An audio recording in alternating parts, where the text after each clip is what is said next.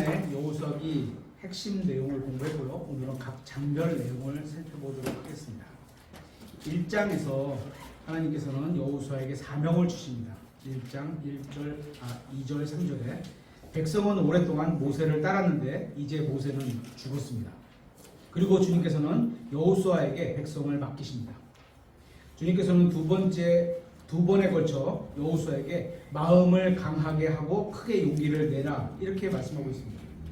그러니까 마음을 강하게 하고 크게 용기를 낼 상황이 있다는 겁니다. 그죠? 그냥 아무것도 없는데 이렇게 말씀하신 게 아니에요. 그죠? 여호수아가 성공할 수 있는 조건은 오직 마음을 강하게 하고 용기를 내서 하나님의 말씀에 순종하는 것이었습니다. 이래서 성공이 되는 거죠. 성경에 성공이라는 단어가 딱 한 번 나오는데요. 여기 여호수아기 1장 8절에 나옵니다. 한번 찾아보겠습니다. 성공의 조건이 뭐냐? 하나님께서 말씀하시는 우리 인생의 성공의 조건도 이것을 영적으로 적용하면 여기서 찾을 수 있습니다. 여호수아기 1장 8절 너는 이 율법의 책을 내 입에서 떠나지 말게 하고, 그죠? 하나님의 말씀을 입에서 떠나지 말게 하래요.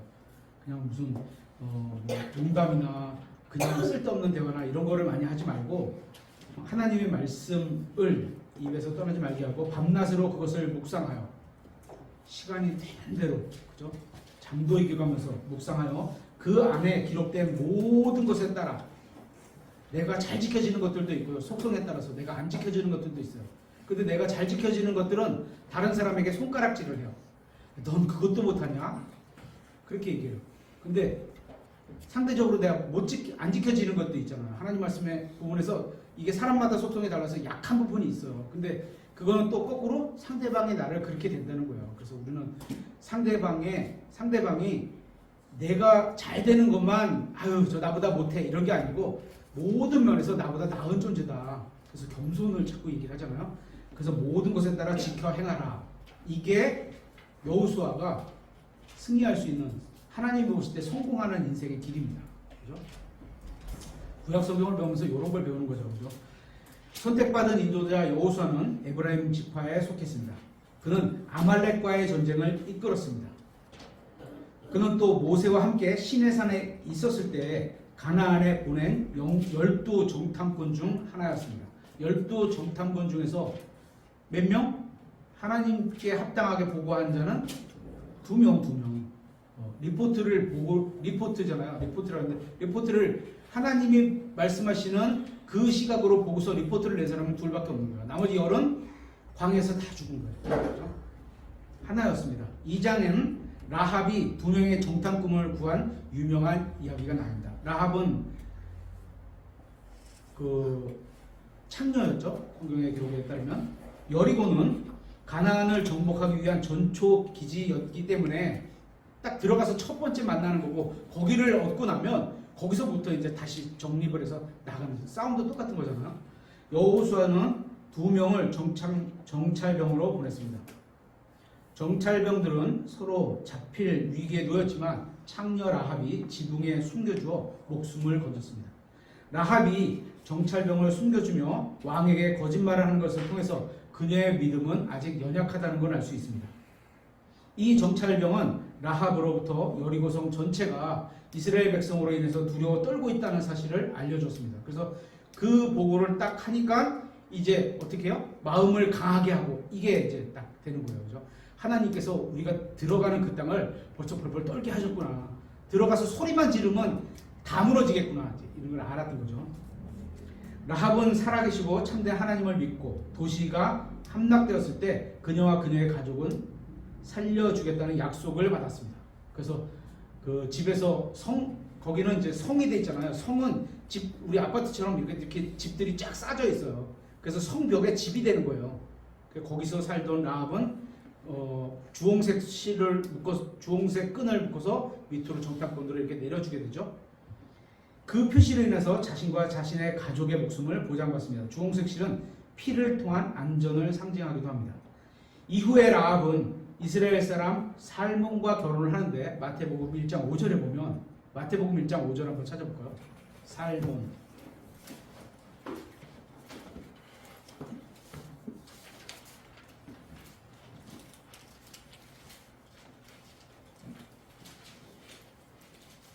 성경 학자들 중에는요, 이 라합이 이 마태복음 1장의 라합이 아닐 수도 있다고 얘기하는 분들이 있어요. 역사를 기준으로 막 따져보면 약 200년 정도 차이가 난대요. 저도 이제 들은 말인데. 근데 대부분의 학자들은 그 역사 무시하고 여기서 이 라합을 그 라합으로 동일하게 취급을 해요. 저도 그냥 그렇게 믿습니다. 이후의 라합은 여기서 보면 왕의 계보에서 아브라함의 자손이요 다윗의 자손이요 예수 그리스도의 세대에 대한 책이라. 아브라함은 이삭을 낳고 이삭은 야곱을 낳고 야곱은 유다와 그 형제를 낳고 유다는 다말에게서 베레스와 세라를 낳고, 또 여기도 유다는 다말에게서 여기 관계가 또 그렇죠. 또 베레스는 헤스론을 낳고 헤스론은 람을 낳고 람은 아미나답을 낳고 아미나답은 나소를 낳고 나소는 살몬을 낳고 살몬은 라합에게서 보아스를 낳고, 이렇게. 그러니까 라합이라는 여자가 살몬이라는 남편을 얻어서 보아스를 낳았대요. 보아스, 룻기의 보아스죠, 그죠? 룻기의 보아스. 그래서 쭉 내려가다 보면 누가 누구를 낳고 누구가 누구를 낳고, 이세는 다윗상을 낳고 다윗은 우리아의 아내였던 누구에서 낳고 해서 16절에 야곱은 마리아의 남편 요셉을 낳았는데 마리아에게서 그리스도라 하는 예수님이 태어나시느니라. 이렇게 해서 다윗의 족보에 있는 왕족이라는 얘기예요. 그죠? 다윗의 족보가 요셉이 다윗의 족보에 속한 사람인데 그 자손이 예수 그리스도라. 그래서 예수 그리스도는 왕의 정통성을 가질 수 있다. 이렇게 말씀을 하시는 그 왕의 족보에 올라갔던 여자예요. 그죠? 하나님을 어떻게 두려워하는 사람이었죠. 그러니까 자기 왕의 어떤 거짓말을 하더라도, 거짓말해서 우리가 칭찬할 일은 아니지만 왕이 물어보는 그런 거를 거짓을 대서라도 이 사람 하나님 편을 들었던 그런 사건이에요. 저희는 거짓으로 하나님 편을 들을 필요는 없습니다. 그죠? 살몬의 아들 이름이 보아스입니다. 그래서 라합은 보아스와 다윗과 그리스도의 조상이 되고, 그죠? 이 한 번의 사건이 어마어마해진 거예요. 그죠? 각자 지금 여러분의 있는 인생에서 이런 사건이 어떻게 올지를 우리는 몰라요. 그래서 그 사건에서 우리가 하나님을 향해서 내 마음을 어떻게 드릴 거냐, 진짜 이 사람이 하나님의 사람이구나 하면 최선을 다하는 거죠. 하나님께서 이 사람을 보내셨구나. 우리는 섬김을 다하는 거죠. 이렇게. 그래서 조상이 되고 히브리서 11장의 믿음의 인물의 목록으로 이름이 울리게 됩니다. 대단한 거예요. 직업이 창녀 라합이었는데 믿음의 여인으로 딱 라합이 올라가는 거예요. 2장에는 미래에 관한 예언도 포함되어 있습니다. 이스라엘이 자신의 땅을 회복할 때쯤 왕국 복음의 선포를 통해 증인이 다시 소리를 낼 것입니다. 마태복음 24장에 이렇게 되어 있죠. 저주받은 땅에 대한 주님의 심판이 선포되기 전에 두 종류의 구원이 이루어질 겁니다. 유대인들은 산으로 도피해서 숨을 것이고 그들을 찾아 죽이려는 시도는 모두 무산될 겁니다. 하나님을 두려워하는 이방인들이 유대인을 도와준다면, 지금 이런 짝이잖아요. 그죠? 하나님을 두려워하는 이방인들이 유대인을 도와주는 거예요. 그들은 멸망으로부터 구원을 받을 겁니다. 여호수아기 3장은 요르단강을 기적적으로 건넌 사건이 나옵니다. 모세는 홍해를 건너고 여호수아는 요르단강을 건너고, 예수 그리스도의 모형인 증언궤는 심판의 물속으로 들어가고, 증언궤를 맨 사람이, 맨 앞에 있는 사람이 증언궤를 매는데 그 사람이 한 발을 디디면 물이 그만큼 빠지고 해서 제일 깊은 데까지 딱 머물러서 다 백성이 나간다면 마지막에 증언궤가 한 발 한 발 또 나가면서 차오르고, 이게 대단한, 이게 영화로 만들어도 진짜 멋있는 장면이 나올 수 있을 것 같은데요. 물속으로 들어가고 아담으로부터 흘러나오는 물에 그 궤 앞에서 끊어지면, 발이 닿는 순간 끊어져 물이 계속. 백성은 땅으로 들어가 승리하게 됩니다. 우리는 주님과 교제를 나눌 수 있지만 인도하시는 분은 오직 주님 한 분이십니다. 우리는 주님의 리더십을 나누어 가질 수는 없습니다. 우리는 예수님을 안내하는 사람이지, 그죠? 예수님께 안내하는 사람이지, 목사님, 성경교사, 모든 사람들이 예수님께 안내하는 사람들이지, 우리가 예수님께 우리 교회를 인도해서 가겠다, 리더자다, 이렇게 표현은 성경은 아니에요. 오직 리더자는 예수님, 그죠? 그 예수님께 안내하는 자들이 목사님도 안내하는 거고, 저도 여러분을 예수님께 안내하는 거죠. 이스라엘 자손이 이집트를 떠났을 때 모세의 막대기로 홍해를 갈랐습니다. 이것은 구원의 모형으로 보여주며 단 한 번 일어난 일이었습니다. 그죠? 근데 모세는 두 번 쳤잖아요. 그들이 가나안으로 들어갈 때는 한 걸음씩 요르단강 속으로 들어갑니다. 이것은 믿음으로 걷는 것을 보여줍니다. 그러니까 구원은 단 한 번 쳐서 이루어졌지만 한 발 한 발 한 발 나가는 것은 믿음에서 믿음으로 살아가는 계속 믿음이 필요하다는 거예요. 그리고 죽을 때까지. 그리고 아까도 말씀드렸는데 사람마다 자기에게 강한 부분이 있고 속성상 약한 부분이 있어요. 근데 약한 부분은 계속 거기를 믿음으로 단련해갖고 그쪽도 강해져야 돼요. 그래서 전체적인 군사가 강해져야지. 예를 들어서 권투하는 사람이 배는 강해. 예를 들어서 배 복부 훈련을 많이 하면 머리가 약해. 배를 막 치는데 끄떡다는데 머리 한 방 톡 치니까 쓰러져. 이거 안 되는 거잖아요. 그죠? 그런 것처럼 우리 믿음의 사람도 자신이 어디가 약한지 알 수 있을 거예요. 자신은. 그래서 그 부분은 따로 하나님의 말씀으로 훈련을 따로 받아서 하나님께 받아서 거기도 전쟁터가 하나 맞아도 하고 빨리 일어나서 또 이렇게 전쟁을 할 수 있는 그런 어떤 그 강한 군사의 모습으로 자라나야 되는 겁니다. 이스라엘 백성이 땅으로 들어가자 이제 그들은 광야에서 인도했던 불기둥과 구름기둥은 사라졌습니다. 어디까지? 광야 끝까지 와서 딱 거기서부터 사라진 거예요. 그죠? 계속 들어가서도 낮에는 구름기둥, 밤에는 불기둥 이렇게 해서 인도하신 게 아니에요. 이제는 그거는 하나님께서 믿음으로 자라나게 하실 때까지 그렇게 하나씩 붙들어서 다 인도하셨지만 이제는 하나님의 말씀을 듣고 그대로 행하는 믿음이 필요할 때예요. 그만큼 군인만큼 컸다는 거죠. 군사가 될 만큼. 12지파 가운데 있던 증언교회는 선두로 이동해갖고 하나님의 말씀을 항상 앞에다 두고 가는 거죠. 백성을 인도하기 시작합니다. 그죠? 말씀으로 인도하는 거죠. 이것을 하나님께서 인도하시는 방법은 바꾸실 수 있지만 결코 실패하지는 않으신다는 사실을 보여줍니다. 4장에서는 12개의 기념석을 세운 이야기가 기록되어 있습니다. 12개의 돌은 이스라엘의 12지파를 상징합니다. 이 돌은 하나님의 선하심을 증언하는 것으로 다음 세대가 이 기적의 장소에 의미를 잊지 않게 하기 위해서 세워놨습니다. 그래서 저는 아직 그런 마음이 없는데요. 많은 분들이 성경을 읽으면서 구약 성경에 있던 그 노선 있잖아요. 무슨 노선이라고 하죠? 성지순례 이렇게 가면서 그때 그런 거를 보면서 막 감명도 받고 막 눈물도 흘리고 막 그런 데들이 있다고 하더라고요. 그래서 그런 거 같이 기억해서 너네가 하나님이 어떤 분이시구나, 하나님께서 나에게 어떤 역사를 기적을 통해서 나를 이렇게 하셨구나, 이렇게 나를 도우셨구나, 이걸 보고서 배울 수 있도록 기념비를 세우는 거예요. 그죠? 여호수아 시대부터 1400년 후에 예수 그리스도의 선두주자인 침례인 요한은 돌들의 증인이라고 본인은 말하고 있습니다. 여리고는 길갈로부터 약 3km 정도 떨어져 있는데 요르단강으로부터 각각 10km 정도 떨어져 있는 거리입니다. 여리고는 새로운 인생으로 들어가는 것을 상징합니다. 그죠? 믿음으로 이제 요르단강을 건넜어. 그래서 첫 번째 만나는 성이 여리고성이잖아요. 이스라엘 백성은 여기서 하나님께 경배를 드렸고 5장 주님의 군대 대장을 만났고 훈련을 했고 하나님께 경고를 들었으며 이곳은 왕들이 기름 부음을 받는 곳이 되었습니다. 사무엘상 11장.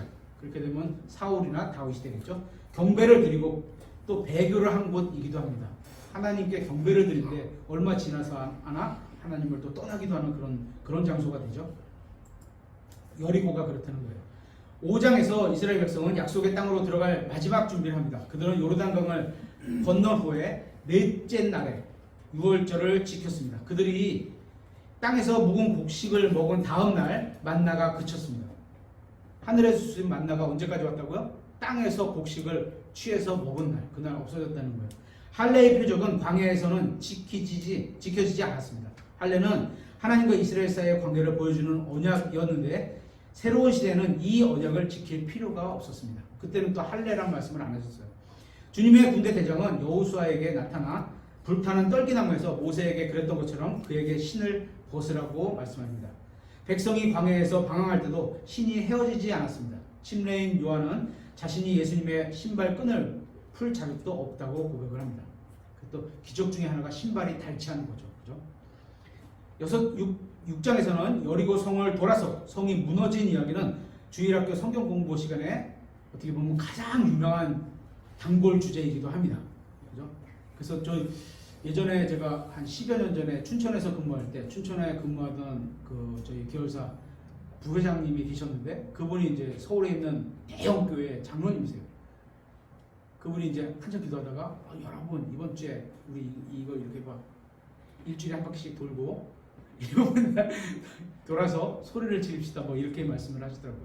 근데 사업장이 되게 넓었어요. 하루에 한 바퀴 도는데도 1시간 이상, 한 2시간 가까이 걸어야 되는 그런 사업장이었거든요. 근데 그렇게 건다고 도른다고 우리에게 주시나요?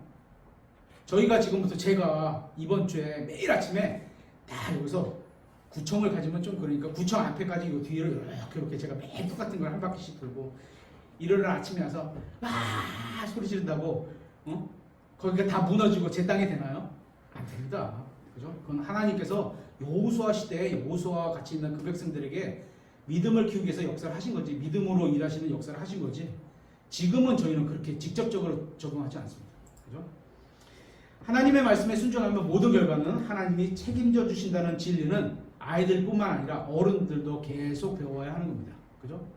우리가 부모님들이 자녀에게 무슨 약속을 하면 그 약속을 지키려고 노력을 하잖아요. 그죠? 부모가 책임지겠다는 그런 노력을 하잖아요. 하나님도 똑같으세요. 하나님도 여러분에게 약속하신, 이게 다른 사람한테 약속한 거 말고 교회에게, 그죠? 신약 성도인 여러분에게 약속하신 것들은 하나님이 지켜서 책임져 주시는 거예요. 그건 제가 어떻게 해드리는 게 아니에요. 저에게 따지시면 안 돼요. 저는 힘 없어요. 저도 돌아서서 기도하는 것밖에 없어요. 그죠? 하나님이 책임져 주시는 진리입니다. 그죠? 그래서 성경을 믿고 거기서 약속하신 걸 믿고 우리가 걸어가는 거예요.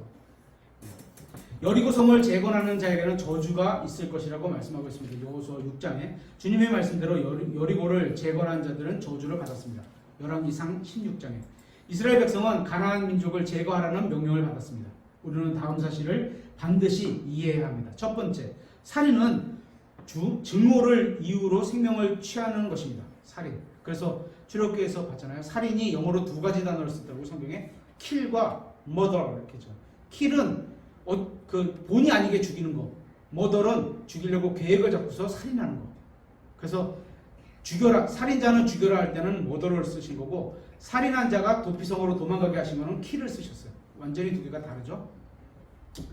살인은 증오를 이유로 생명을 취하는 겁니다. 사형이나 정당방위와는 완전히 다른 겁니다. 그래서 전쟁터에 여호와의 증인들은 이제 사람을 죽이는 거라고 안 나가는 거잖아요. 성경을 완전히 잘못 이해하신 거예요. 그죠? 하나님은 다 죽여라, 멸하라 이러시는데 그거보다도 자기가 더 의로울 수는 없는 거잖아요. 그죠?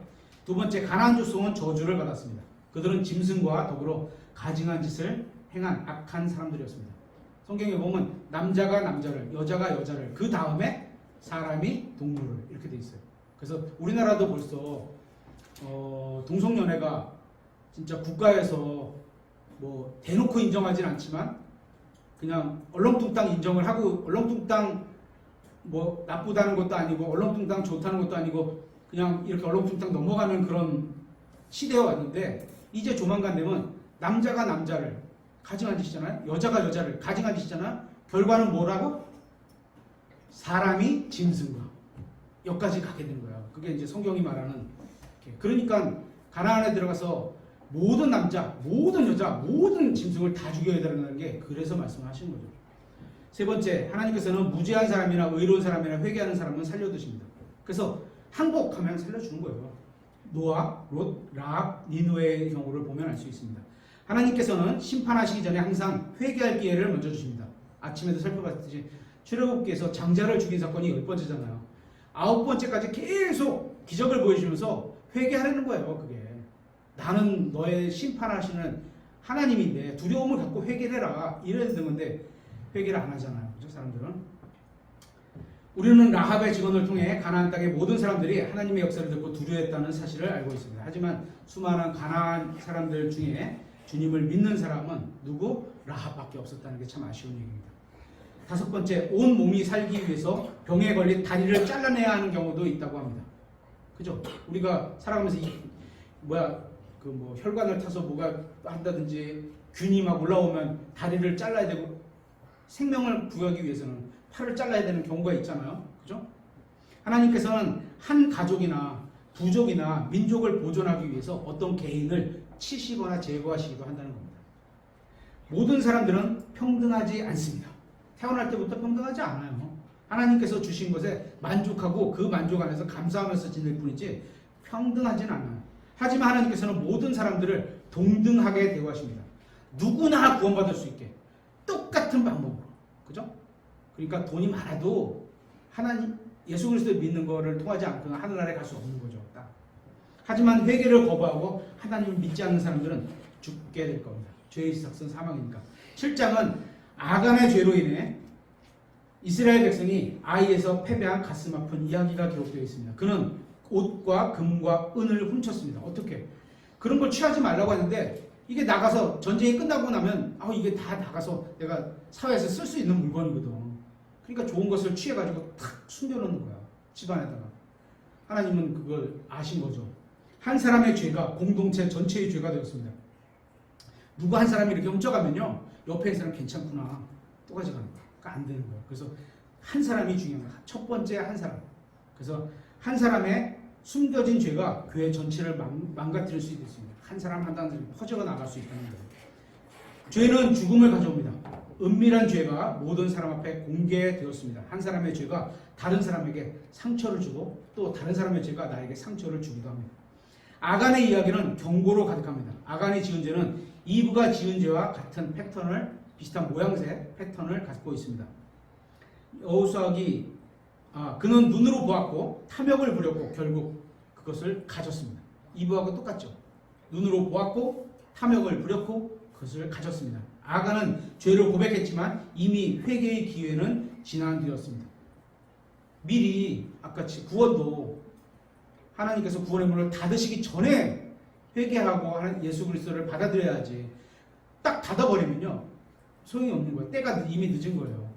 무거운 죄를 지은 아간에게 확실한 심판이 임했습니다. 그의 죄는 다른 사람에게도 영향을 끼쳤습니다. 그래서 그런 거를 할 때는 어떻게? 엄벌에 쳐요. 그 뭐죠? 보여주기 위해서 엄벌에 처하는 그런 어떤 판결들이 있잖아요. 우리나라도 지금도 그런 판결들이 있거든요. 군대를 성인이 피해서 한국 사람으로서 군대를 가는 게 의무인데 그걸 피하기 위해서 억지로 어디로 갔다.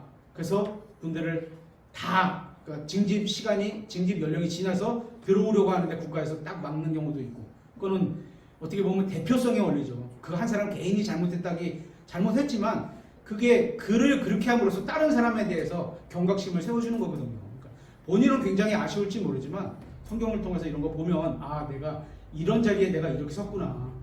그런 걸 깨달아야 되겠죠. 계속 들어오려고 아무리 해도요. 한국에서는 쉽지 않을 겁니다. 아마.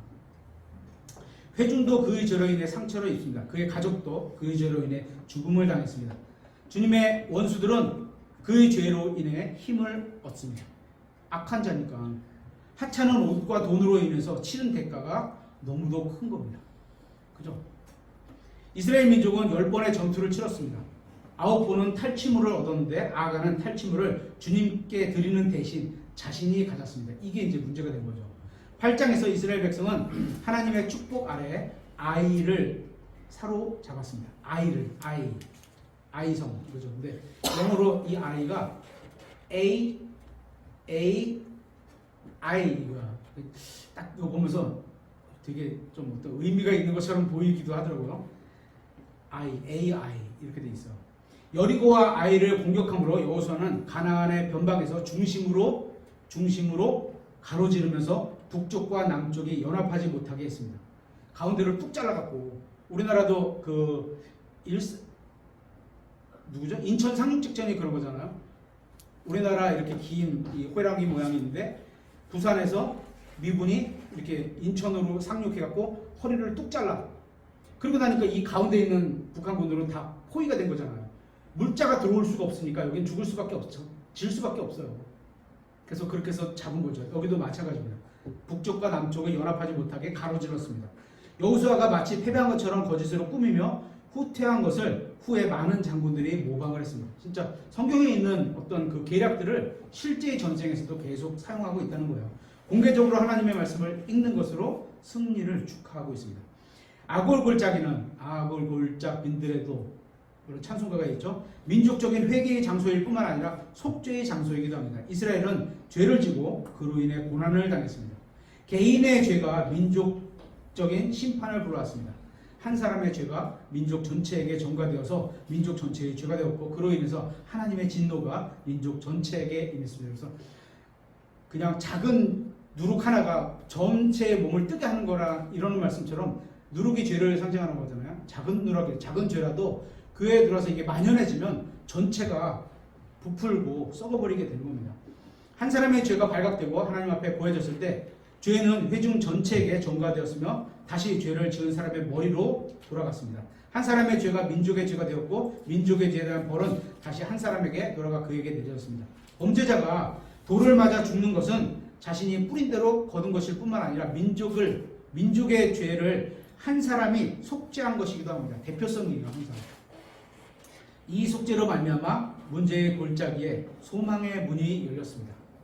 이스라엘은 약속의 땅으로 들어갈 수 있었습니다. 베델과 아이 사이에 매복했던 곳은 아브라함의 제단이 있던 곳과 같은 곳입니다. 아브라함이 주님께 약속을 받은 곳에서 그 약속을 성취하게 되는 겁니다. 여호수아는 같은 장소인 에발산에 제단을 만들었습니다. 이것은 신명기 27장 2절에서 8절의 명령에 따른 것이었습니다. 에발산과 그리심산은 에발산의 줄기에 속합니다. 세겜 골짜기는 이 두 산의 사이에 있습니다. 양쪽 산에서 각각 6지파씩 있었고 제사장들은 증언궤를 가운데 두고 두 산 사이에 있었습니다. 그들은 축복을 선언하는 그리심산을 향하고 저주를 선언할 때는 에발산을 향합니다. 모든 백성은 축복과 저주를 선언할 때 모두 아멘이라고 화답을 해야 했습니다. 저는 이것이 성경에서 가장 볼만한 사건 중에 하나라고 생각합니다. 역사학자들은 에발산은 벌거숭이 산이고 그리심산은 비옥하고 울창한 산이라고 말하기도 합니다. 9장은 여호수아가 기브온에서 어떻게 속았죠. 근처에 있는 민족들과 그 친교를 맺지 마라 이렇게 했는데 그들이 변장을 하고 왔는데 그거를 못 알아봤어요. 못 알아챘어요. 그죠? 그들과 동맹을 맺게 되었는지를 기록하고 있습니다. 여호수아는 어떤 조약도 맺지 말라는 하나님의 명령을 받았습니다. 하지만 교활한 기브온 사람들은 여호수아보다 한 수 위였습니다. 그러니까 세상 사람들이 이런 잔머리 쓰는 데는 어떻게 보면 굉장히 빠르고 잘해요. 이 칭찬이 아닙니다. 빠르고 잘하는 게 칭찬이 아니에요.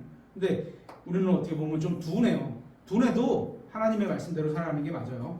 그들은 머리 속은 사람처럼 위장했고 이스라엘은 주님께 묻지 않고 행동했습니다. 모세에 있을 때는요. 하나하나 다 하나님께 묻고 했어요.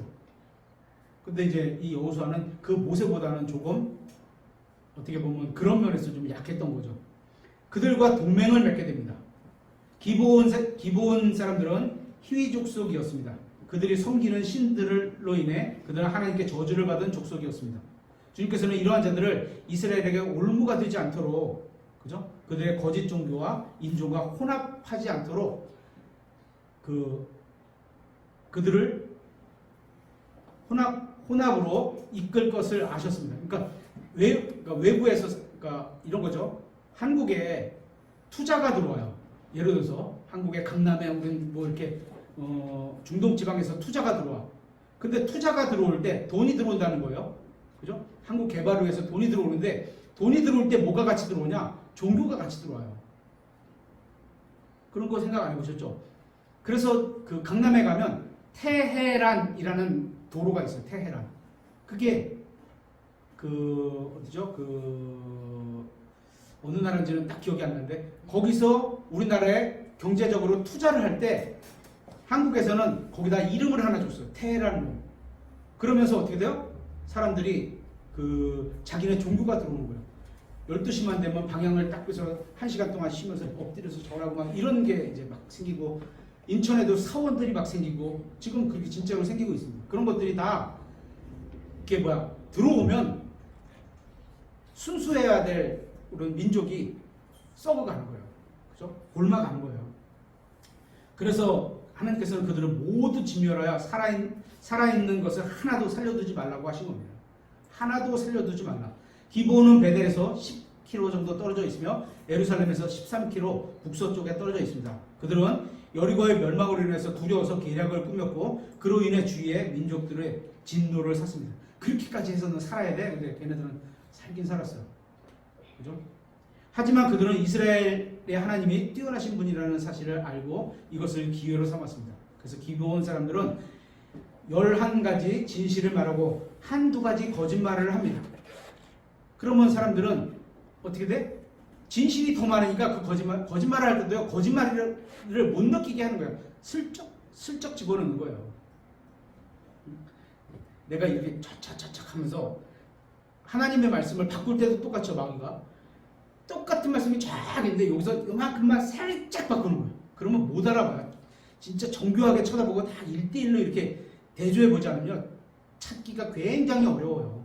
똑같은 거죠.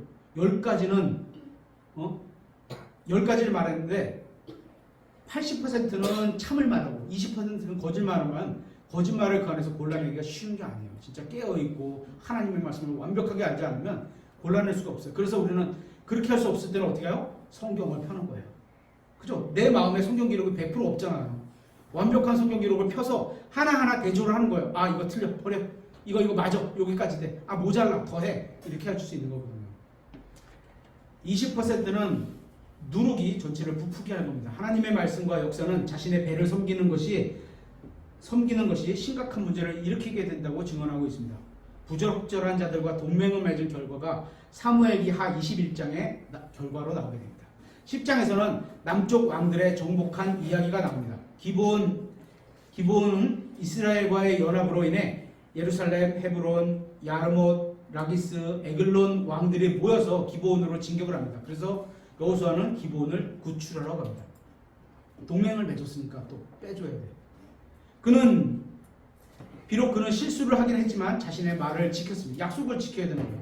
그래서 우리가 하나님을 믿는다는 것은 하나님이 약속하신 그것을 믿는 것처럼, 그죠? 우리가 하나님은 신실하시다 그러면 하나님이 말씀하신 건 지키시는 분이다 이런 거거든요. 그리스도인이란 건 그리스도인이 약속한 건 지키는 사람이다 이런 의미를 딱 내포하고 있는 거예요. 그죠? 그는 자신이 한 말을 지킬 줄 아는 존귀한 사람이었습니다. 하나님께서는 우박을 하늘로부터 내리셔서 이스라엘이 승리하게 하셨습니다. 성경 비평가들은 태양이 멈춰선 기적과 그것을 기록하고 있는 야셀의 책에 대해 논평을 보고합니다. 하나님께서 태양이 도는 것을 딱 쓰게 낮의 길이를 길게 하셨어. 승리를 하기 위해서. 그죠? 그런 역사가 있잖아요. 하지만 성경 기록은 지구의 역사 중에 어떤 날의 하루는 거의 이틀처럼 길게 하셨고 이것은 해와 관련되어 일어난 많은 기적 중에 첫 번째 기적이었죠. 길게 빼셨어요. 왜냐하면 그동안 싸워서 이겨야 되니까. 땅이 넓었나 보죠. 아니 뭐 이유가 있었나 보죠. 성경에는 해의 그림자가 뒤로 물러난 기적도 있습니다. 어떻게 돼요? 해가 뒤로 물러나면 그림자가 길어지잖아요. 그죠? 그런 것도 있고 해가 정오에 내려간 적도 있어요. 쑥 내려가.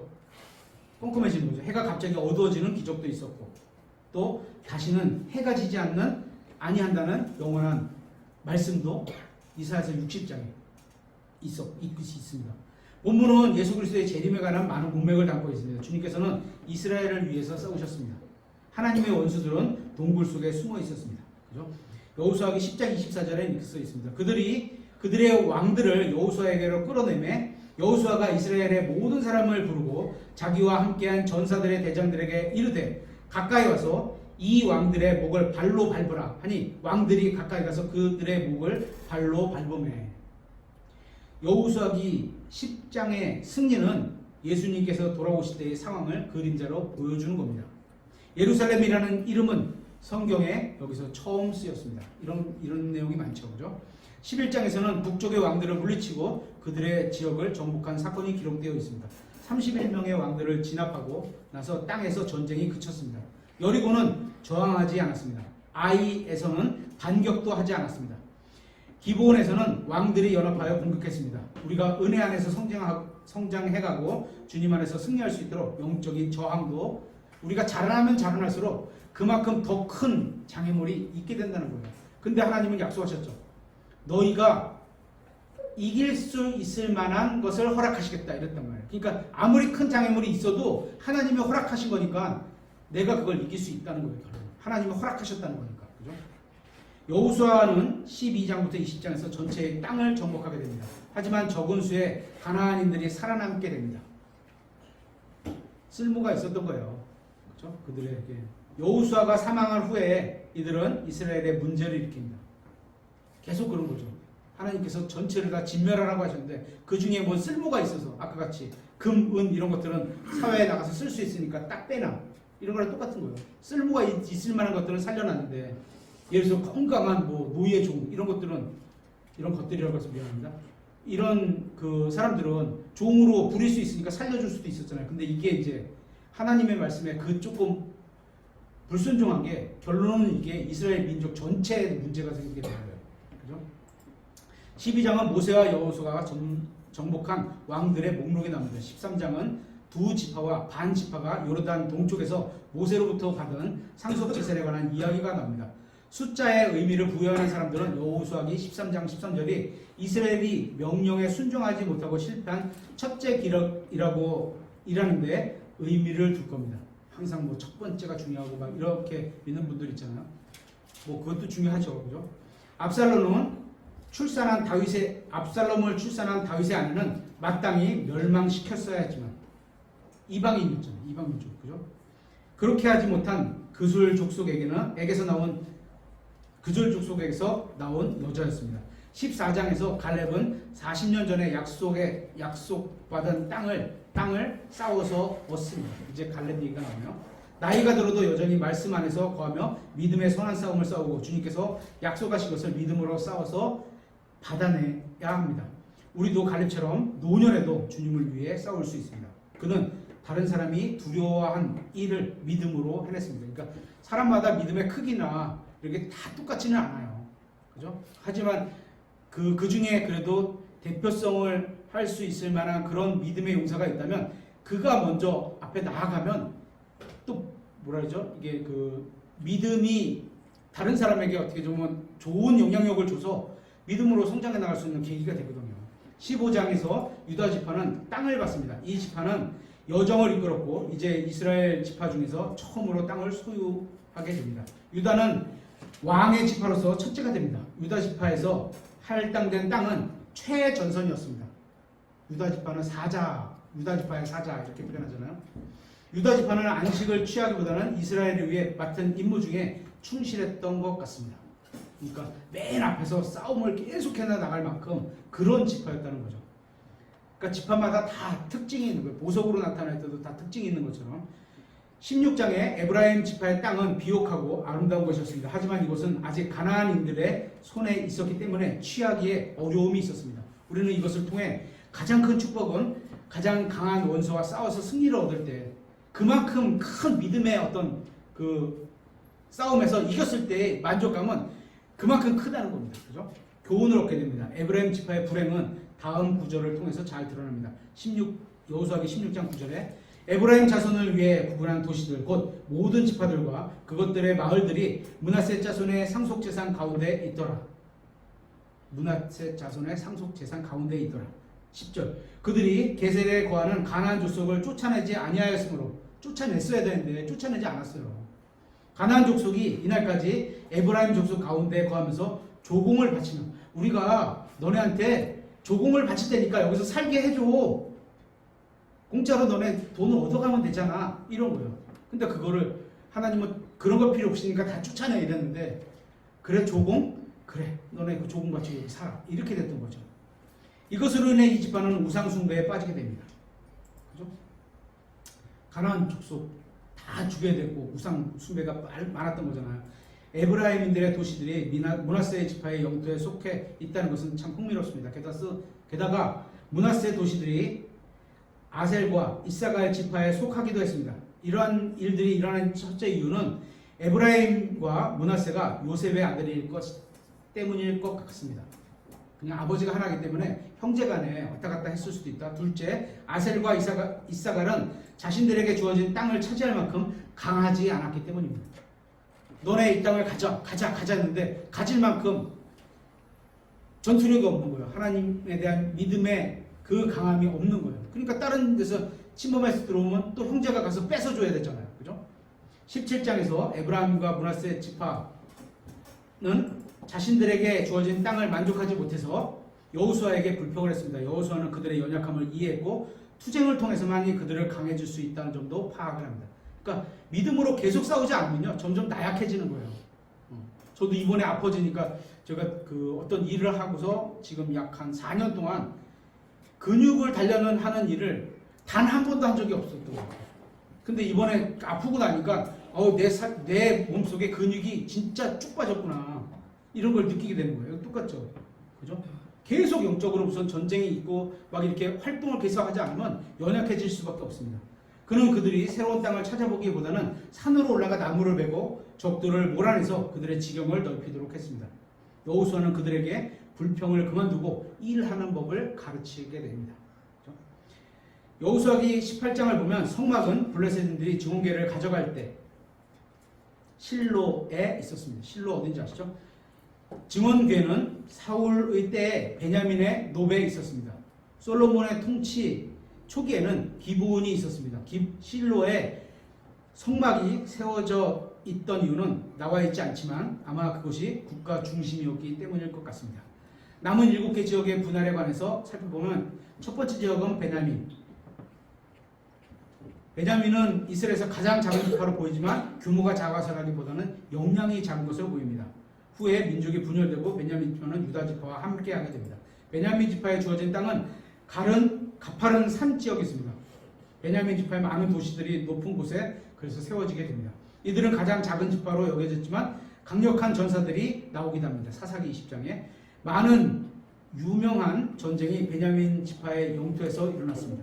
19장에서 각 지파가 땅을 배정받은 후에 지파 내에서도 땅을 배분합니다. 지파 전체로 배분을 했고 또 그 지파 내에서도 또 족속들로 또 구분을 해야 되겠죠. 여호수아는 자신의 지파인 에브라임 내에서 작고 거친 땅을 분할받았습니다. 어떻게 보면 여호수아는 인도자고 제일 많이 가져도 괜찮을 만한데 역시 하나님께서 이게 리더자로 세울 만큼, 그죠? 인도자로 세울 만큼 굉장히 겸손한 사람이죠. 작은 것에도 만족할 수 있고. 여호수아기 19장 49절에 이스라엘 자손이 자기들의 지경별로 상속 재산으로 땅을 나누는 일을 마치고 자기들 가운데서 눈의 아들 여호수아에게 상속 재산을 주되 다 나누고 나서 그리고 이제 여호수아에게 나눠줬습니다.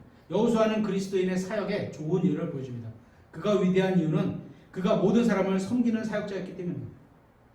그는 다른 사람을 살 수 있도록 자신을 희생했습니다. 그는 섬김을 받기 위해서가 아니라 모든 사람을 섬기기 위해서 헌신했습니다. 여호수아는 자신의 믿음의 지도력으로 인해 다른 사람들이 모두 상속받은 후에 자신의 몫을 받게 됩니다. 이런 게 참 멋있는 거죠. 그는 좋은 지도자의 본을 보여준 훌륭한 사람입니다. 20장은 도피도시들에서 언급을 하고 있습니다. 6개의 도시가 실수로 사람을 죽인 사람들을 위해 각 3개씩 요르단 양쪽에 위치하고 있었습니다. 6개의 도시의 이름은 게데스, 세겜, 헤브론, 베셀, 라못, 골란입니다. 살인자를 위한 도피도시는 없습니다. 살인자라는 건 고의로 죽였다는 거예요. 그런 도피도시는 없습니다. 이 도시들은 접근하기에 좋은 곳에 위치하고 있습니다. 그래서 누구나 갈 수 있는 거죠. 그래서 도피성을 예수 그리스도에 예표하는 분들도 많잖아요. 그죠? 누구든지 필요한 때 쉽게 그것을 도피할 수 있었습니다. 이 도피들은 과실치사, 고의가 아닌 실수로 사람을 죽인 사람들을 위해 위에 세운 제사장들의 도시였습니다. 대제사장은 레위인들에게 특별한 존재인 것처럼 레위인들은 다른 지파들에게 특별한 존재였습니다. 그래서 레위 지파들은 하나님께 바쳐진 그 헌물을 제산으로 받게 되는 거죠. 그렇죠? 속죄일에 민족의 모든 죄가 대사장의 손에 주어졌습니다. 대사장이 죽으면 도피한 사람은 율법으로부터 자유로워져서 고향으로 돌아갈 수 있게 됩니다. 그러니까 사람을 실수로 죽였다면 그 대사장이 죽을 때까지 그때까지 그 도피성에 살고 있다가 나오면 처벌받지 않는다는 거죠. 도피도시는 죽음을 피해 도피하는 죄인들의 도처가 되시는 예수 그리스도의 모형입니다. 21장에서 거의 끝나갑니다. 21장에서 시몬과 레위에 관한 야곱의 예언을 떠올리게 됩니다. 창세기 49장 7절에 보면 하반절에 내가 그들을 야곱 안에서 나누고 이스라엘 안에서 그들을 흩으리라 이렇게 예언이 되는데 이 예언은 레위 지파가 이스라엘의 여러 지파 안에 흩어지는 것으로 성취가 되었습니다. 레위 지파는 가나안에서 영토를 받지 못했습니다. 레위는 섬기는 일을 하기 위해 지파들 사이로 흩어졌습니다. 다른 지파들이 각자의 영토에서 48개의 도시를 하나님에 의해 거룩한 것들을 위해 구분하고 레위 지파를 위해 나누어 주었습니다. 다른 사람들을 섬기기 위해 하나님께서 구분하신 사람들의 필요를 섬김받는 사람들이 공급해 줘야 한다는 이런 영적인 원칙은 신약 성경의 원칙이기도 합니다. 그래서 실제로 이제 성경을 보면 거의 안식일과 11조가 거의 안 드려졌던 것 같아요. 그러니까 레위 지파가 개인의 지파의 어떤 제사장으로서 이렇게 일을 해서 거기서 소속으로 월급을 받고 막 이런 게 성경에 나오잖아요. 루벤과 갓과 므낫세 반지파는 광야로 돌아갔습니다. 건너편이죠. 그죠? 요르단 건너편. 그들은 요르단 건너며 두려움에 사로잡혀 광야로 간 겁니다. 결국 강 건너 정착한 지파들과는 멀어질 수밖에 없게 됩니다. 그죠? 몸이 멀어지면 마음도 멀어지고 몸이 멀어지면 생각도 덜 나요. 그럼 점점 멀어지게 되는 겁니다. 그들은 요르단강 동쪽에 제단을 세워 다른 지파들과 같은 믿음을 소유하고 있다는 표시로 삼기로 했는데 실제로는 그게 바른지 아닌 거죠. 하나님이 원하신 건 이 서쪽에 예루살렘 거기에서 모여라는 거거든요. 다른 지파들은 이 소식을 듣게 되었을 때 그들은 즉시 전쟁을 준비했습니다. 안 된다. 그거 하나님 말씀에 어긋나는 거다. 그죠? 두 지파와 반 지파는 자신들에게 반역할 의도가 전혀 없음을 알리게 됩니다. 그들은 자신들이 제단을 세운 이유가 경배하기 위해서나 희생제를 드리기 위해서가 아님을 분명히 밝힙니다. 여호수아기 22장 27절. 그럼 뭐 때문에 세웠을까요? 한번 읽어보십시오. 전쟁은 피할 수는 있었지만 하나님께서 거하라고 하신 땅에 거하지 않음으로 인해서 두 지파와 반지파, 나머지 지파들 사이에 문제가 생겼음을 부인할 수 없게 됩니다. 23장에서 여호수아는 이제 나이가 많이 들어 민족의 지도자들을 모아 용기를 북돋아주는 말과 권면을 합니다. 이게 진짜 믿음으로 오래 사신 그런 경륜 있는 분들이 이제 막 살아가는, 믿음으로 살아갈 때 앞에 고난이 닥치고 그 고난이 해결되지도 않는데 또 고난이 있게 보이고 또 어려움이 있게 보이면 주저앉을 수 있는 상황인데, 그럴 때 지금 이 여호수아 같이, 그죠? 장로 같은 역할로 그들에게 권면하고 용기를 북돋아주고 위로하고 격려하고 이런 걸 했다는 거죠. 그것도 죽기 얼마 되지도 안 남은 것 같은데, 그는 백성이 이미 소유한 땅으로 인해 하나님께서 그들에게 얼마나 복을 내려주신지를 상기시키는 겁니다. 그러니까 하나님께서 하신 일을 계속 상기시켜 주는 거예요. 그래서 그때 그렇게 하시지 않느냐, 너는 그렇기 때문에 너는 이렇게 살아야 된다, 이렇게 살아야 된다, 그래서 하나님께서 또 축복해 주실 거다, 이런 거죠. 그는 만일 백성이 계속해서 율법을 순종하고 우상 숭배를 멀리하면 하나님께서 계속 그들에게 복 주실 것을 확신했습니다. 이건 하나님께서 약속하신 거니까, 그죠? 그는 다음과 같은 말로 권면의 결론을 내립니다. 이거 한번 찾아보겠습니다. 여호수아기 23장 14절. 두 절만 찾고 이제 마무리하겠습니다. 23장 14절. 여호수아기 23장 14절. 보라, 이날 나는 온 땅에 가는 길로 가지만 주 너희 하나님께서 너희에 관하여 말씀하신 모든 선한 일 가운데 이루어지지 않는 것이 하나도 없었고, 하나님의 말씀은요 다 이루실 거예요. 다 이루어지는 겁니다. 지금 현재 구약에서 예언된 것 중에서 예수 그리스도에 대한 예언, 초림에 대한 예언이 한 개수로 몇 개인지는 잘 모르겠지만 그냥 3분의 1 정도가 이루어졌고, 나머지 재림에 대한 약속 3분의 2가 문자적으로 이제 성취가 될 겁니다.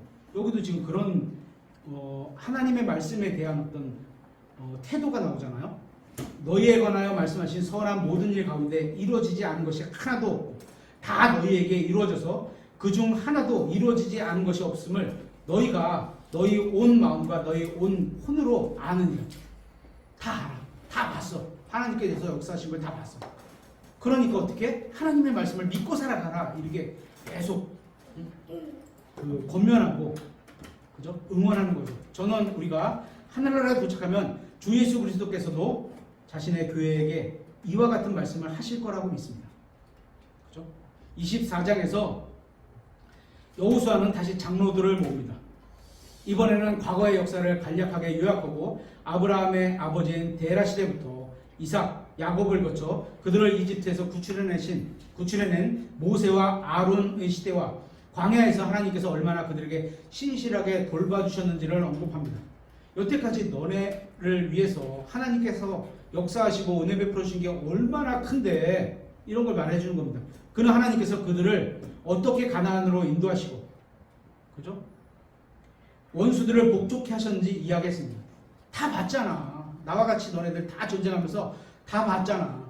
그죠? 우리가 힘이 많아서 이들을 이긴 게 아니라는 걸 너네가 잘 알잖아. 백성은 하나님께서 자신들을 실실하게 돌봐주셨다는 사실에 동의를 하고, 그죠? 멋지게 그 하나님을 향해서 돌이키도록 설교를 했나 봅니다. 그 사실 동의하고 하나님을 섬기겠다고 약속을 합니다. 그죠? 여호수아는 백성이 아직도 메소포타미아와 이집트에서 가져온 우상을 가지고 있다고 하며 그들을 책망했습니다. 그는 질투하시는 하나님께서는, 아까도 그랬죠, 질투하시는 하나님, 그죠? 하나님이 아닌 것들을 섬겨? 신으로 섬겨? 참된 하나님을 안 섬기고 그럼 질투하시는 거예요. 근데 질투하시는 게 그냥 끝나냐? 이런 한국 속담인가요? 이런 말 있죠. 누가 하면 5, 6월에도 서리가 내린다? 뭐죠? 그런 속담 같은 용어가 있죠. 누가 시기하면? 기억 안 나세요? 생각 안 나세요? 정말? 그런 거 있습니다. 그죠? 하나님이 질투하시면요, 남아있을 수가 없는 거예요. 그분의 질투는 하나님이 성을 내시면, 진짜 성 내시면 뭐 게임 끝난 거죠. 그죠? 성 내시기 전에 우리가 회개하고 돌이켜야죠. 하나님께서는 절반만 헌신된 마음은 받지 않으십니다. 6일 동안은 세상신 사귀고 하루만 하나님을 알아서 섬기고 이거 받지 않으십니다. 그들에게 경고했습니다. 백성은 주님만을 섬기겠다고 외쳤지만 여호수아는 그들의 마음이 변하기 전에는 주님을 제대로 섬기지 못할 것이라고 재차 경고합니다. 중요한 건 마음이죠. 와서 모여서 예배하고 찬양 드리는 것도 중요하지만 더 중요한 건 각자의 마음이죠. 모여서 하나님의 말씀을 믿고 하나님께서 기뻐하시는 모이기에 힘쓰고 하나님 말씀으로 같이 예수 그리스도를 알아가고 이런 거 하라고. 그렇죠? 그래서 이제 언약이 갱신됩니다. 못 지킬 걸 아니까. 여호수아는 상수리 나무 아래에 돌을 세웁니다.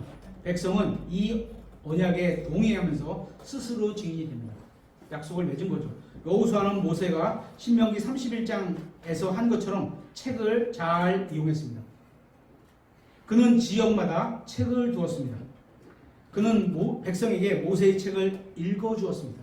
하나님 말씀이잖아요. 그죠? 계속 읽음으로 믿음은 하나님 말씀을 읽어야지만 생기는 거예요. 그는 에발산에서 율법을 돌에다 새겼습니다. 그는 여호수아기 24장 26절의 기록처럼 우리가 지금 읽고 있는 여호수아기를 기록하고 있는 겁니다. 그죠? 본인이 기록되는 거예요. 여호수아는 이스라엘의 두 번째 훌륭한 인도자였습니다. 그래서 이거 마지막 절 한 절 찾아보겠습니다. 여호수아기 24장 31절.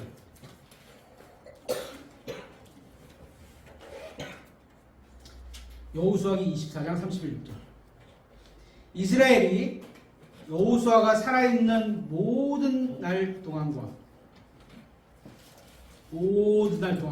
여호수아가 살아있을 때는 그나마 이스라엘이 뭐 믿음으로 살았든지 책망을 받았든지 권면을 받아들였든지 그런 게 있었나 봐요. 동안과 점점점점 맨 마지막에 살아있는 모든 날 동안 여호수아가 살아있는 모든 날 동안 주를 섬겼더라. 멋지지 않나요? 그렇죠? 그 여호수아와 두 번째 제사장인 엘라사라의 죽음과 백성이 훗날 배교할 것으로 관한 암시로 여호수아기가 슬프게 끝납니다. 이들은 요셉의 뼈를 이집트에서 가져와 가나안 땅에 묻었습니다. 여호수아기는 간략하게 이렇게 마무리하도록 하겠습니다.